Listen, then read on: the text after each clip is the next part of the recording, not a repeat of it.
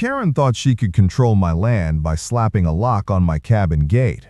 What she didn't expect was that her own HOA rules would turn against her, while the whole neighborhood watched me celebrate with a picnic she couldn't shut down. My cabin sits at the end of a gravel road, tucked between tall pines and a quiet creek. It's peaceful, at least it used to be. That changed when Karen became head of the Community Access Committee, a title she invented herself. One morning, I arrived at my cabin and saw something shiny on my gate, a brand new padlock. Karen stood there proudly like she'd just solved world hunger. "This road is HOA maintained," she announced, "meaning I control access now."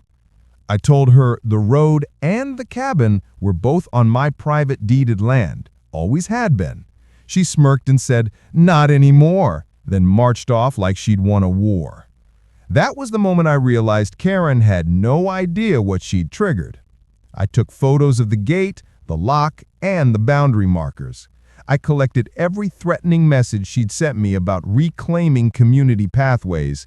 Then I filed a formal complaint with the county, the sheriff's office, and, most satisfying of all, the HOA board she claimed to run.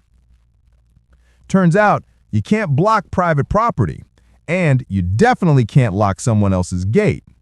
The county officer called me 2 days later. "We'll handle the enforcement," he said, "but you're going to want to be there." I showed up at the cabin that afternoon with bolt cutters in hand. A county truck pulled up, followed by 2 board members looking like they'd rather evaporate than talk to Karen. When she arrived, she pointed at me and shrieked, "He's trespassing on community land!" The county officer calmly unfolded the survey map. "Ma'am, this is 100% his private property. The gate, the road, the land, all his. You have no authority here." Karen's jaw nearly hit the gravel. Not only was she ordered to remove the lock, she was written up for interfering with access to private land. And that's when I decided to take it up a notch. The next weekend, right on the property line where Karen loved to patrol, I set up picnic tables, grills, coolers, and invited half the neighborhood for a free access celebration picnic. Karen stormed out, ready to explode, until she noticed something important. The county officer from earlier was enjoying a burger on a folding chair. All she could do was watch as everyone laughed, ate, and toasted to private property rights.